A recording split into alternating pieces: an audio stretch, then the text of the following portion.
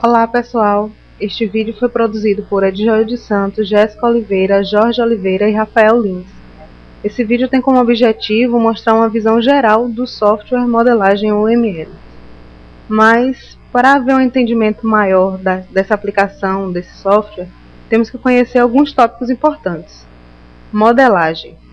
Modelagem de software é a atividade de construir modelos que expliquem as características ou o comportamento de um software ou de um sistema de software. Na construção do software, os modelos podem ser usados na identificação das características e funcionalidades que o software deverá prover, análise de requisitos e no planejamento de sua construção. Tipos de modelagem.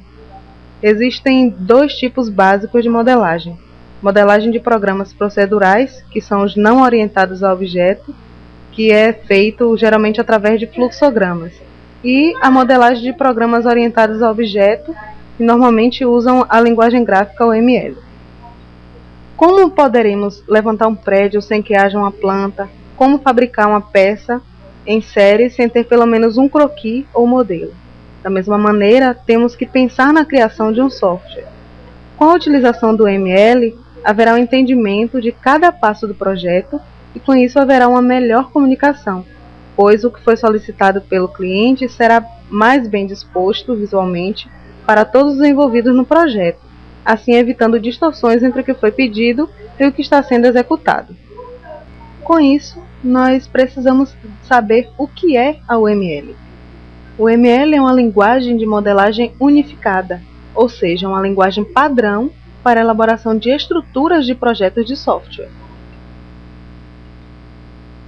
É uma ferramenta utilizada para visualizar, construir, especificar, documentar e ajudar na comunicação. Não é uma metodologia, nem tampouco um software de programação.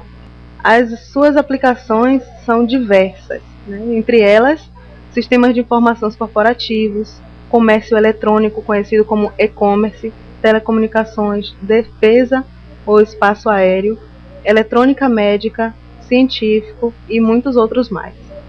Veremos agora um breve histórico do desenvolvimento da UML. No início da década de 90, existiam alguns métodos de modelagem. Dentre esses se destacavam os métodos de Bock, o OMT, que era de James Humble, e o USE, de Ivar Jacobson. Em 1995, surgiu o método unificado 0.8 com a união dos métodos OMT e o de Bock. Já em 1996, surgiu o UML 0.9, que foi a junção do método de USE com o 0.8. Esse ficou conhecido como o método dos três amigos. Em 1997 surgiu o UML 1.0. Entre 1997 e 99 surgiu o 1.1. Em 1999, o UML 1.3, apresentado pela OMG, que era um grupo de gerenciamento de objetos. Já em 2001 surgiu o UML 1.4. Em 2003, o 2.0. E em 2009, o 2.2, que é o que utiliza-se ultimamente. Veremos agora as visões do UML. Se divide em duas, tem a visão conceitual e a física.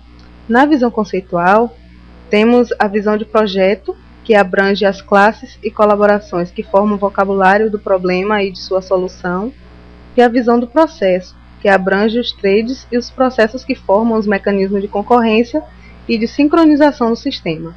Já na visão física, temos a de implementação, que abrange os componentes e os arquivos utilizados para a montagem e fornecimento do sistema físico, e a de implantação, que abrange os nós que formam a topologia de hardware em que o sistema é executado. Englobando todas as duas visões, tanto a conceitual quanto a física, temos a visão dos casos de uso, que abrange os casos de uso que descrevem o comportamento do sistema conforme é visto pelos usuários finais, analista, pessoal e teste. Cada uma dessas visões pode ser considerada isoladamente, permitindo que diferentes participantes orientem seu foco para os aspectos da arquitetura do sistema que mais lhe interessem. O modelo conceitual da OML temos 3 partes. Primeiro, bloco de construção da OML. Segundo, regras de formação da OML. E o terceiro, mecanismos básicos da OML. Os blocos de construção são os elementos que formam a linguagem OML. Dentro desses blocos, que é dividido em 3 partes, temos os itens, que representam elementos comportamentais e estruturais do sistema. Itens. Itens estruturais são os substantivos utilizados em modelos da OML. São as partes mais estáticas do modelo e representam elementos conceituais ou físicos. Estão divididos em 7 partes. Itens de classe, que são descrições como conjuntos de objetos que compartilham os mesmos atributos, operações, relacionamentos e semânticas. Itens de interface são coleções de operações que especificam serviços de uma classe ou componente. Itens de colaborações definem interação e são sociedades de papéis e outros elementos que funcionam em conjunto para proporcionar um comportamento cooperativo superior à soma de todos os elementos. Itens de caso e uso é a descrição de conjunto de sequência de ações realizadas pelo sistema que proporciona resultados observáveis de valor para um determinado ator. Itens de classes ativas são classes cujos objetos têm um ou mais processos ou threads e, portanto, podem iniciar a atividade de controle. Itens de componentes são partes físicas e substituíveis de um sistema que proporcionam a realização de um conjunto de interfaces. Itens de nós são elementos físicos existentes em tempo de execução que representam um recurso computacional, geralmente com pelo menos alguma memória e frequentemente capacidade de processamento. Itens comportamentais são partes dinâmicas dos modelos de OML. São verbos de um modelo representando comportamento no tempo e espaço e está dividido em 4 partes. Item de interação é o comportamento que abrange um conjunto de mensagens trocadas entre um conjunto de objetos em determinado contexto para a realização de propósitos específicos. Itens de máquinas de estado é um comportamento que especifica sequências de estados pelas quais objetos ou interações passam durante sua existência em resposta a eventos, bem como suas respostas a esses eventos. Itens de agrupamento são partes organizacionais dos modelos de UML. São os blocos em que os modelos podem ser decompostos. Itens anotacionais são as partes explicativas dos modelos UML. São comentários incluídos para descrever, esclarecer e fazer alguma observação sobre qualquer elemento do modelo. Os relacionamentos são 4. O primeiro é o de dependência, onde é um relacionamento semântico entre 2 itens, que a alteração de o item dependente, pode afetar a semântica do outro, que é o dependente. Temos aí a simbologia dos relacionamentos, nesse caso o de dependência. O relacionamento de associação é um relacionamento estrutural que descreve um conjunto de ligações em que as ligações são conexões entre os objetos. O relacionamento de generalização, que é um relacionamento de especialização e generalização, nos quais os objetos dos elementos especializados, que são os filhos, são substituíveis por objetos do elemento generalizado, os pais. E os relacionamentos de realização, que é um relacionamento semântico entre classificadores, em que um classificador especifica um contrato que outro classificador garante executar. O terceiro bloco de construção OML é formado pelos diagramas.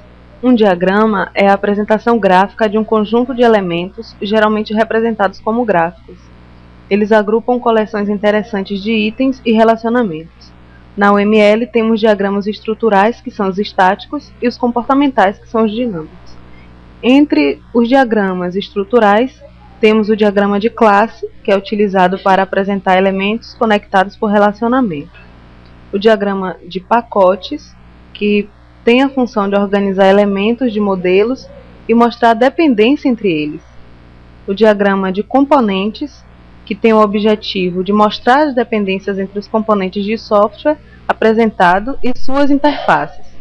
Diagrama de objetos apresentam objetos e valores de dado, correspondendo a uma instância do diagrama de classes e mostrando o estado de um sistema em um determinado ponto do tempo. O diagrama de estruturas compostas tem como objetivo mostrar a composição de uma estrutura. O diagrama de utilização, também conhecido como de implantação, representa a organização da arquitetura física sobre a qual o software será implantado e executado em termos de hardware. Já entre os diagramas comportamentais, temos o diagrama de casos de uso, que auxilia a comunicação entre os analistas e o cliente. O cliente ele deve ver no diagrama as principais funcionalidades do sistema. Os diagramas de estados exibem todos os estados possíveis que os objetos de uma certa classe podem se encontrar e mostra também quais são os eventos do sistema que provocam tais mudanças.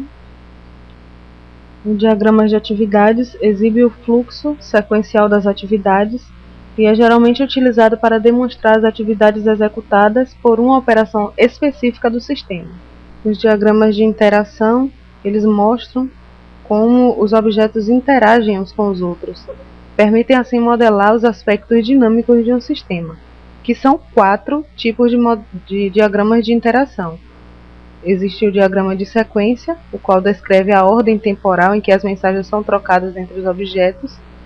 O geral de interação, que variação dos diagramas de atividades que fornece visão geral dentro do sistema ou processo do negócio. De comunicação, é associado ao diagrama de sequência, complementa e concentra-se em como os objetos estão vinculados. E o de tempo, que descreve a mudança de estado ou condição de uma instância, de uma classe, ou seu papel durante o tempo. Regras de formação. Os blocos de construção da UML não podem ser combinados de forma aleatória. A UML tem um número determinado de regras que servem para especificar o que deverá ser um modelo bem formado. Esses modelos bem formados são aqueles autoconsistentes semanticamente e em harmonia com todos os modelos a eles relacionados. Então, as regras semânticas que a UML se dispõe são essas que estamos vendo aí: nome, escopo, visibilidade, integridade e execução. Os nomes podem ser atribuídos a coisas, relacionamentos e diagramas. O escopo é o contexto que determina um significado específico para um nome. Visibilidade é como esses nomes podem ser vistos e utilizados pelos outros. A integridade é como os itens se relacionam entre si de forma adequada e consistente. E a de execução é o que significa executar ou simular um modelo dinâmico. E os mecanismos básicos da UML. Entre eles temos especificações, adornos, divisões comuns e mecanismos de extensão. Com isso, podemos concluir que a UML é uma linguagem importantíssima para facilitar a comunicação entre o desenvolvedor e o cliente, bem como para facilitar o trabalho e reduzir custos de desenvolvimento, implementação e testes do sistema. Essa linguagem ajuda a compreender as usualidades do sistema e a descobrir qual a maneira mais fácil, mais barata e mais didática de desenvolver os softwares.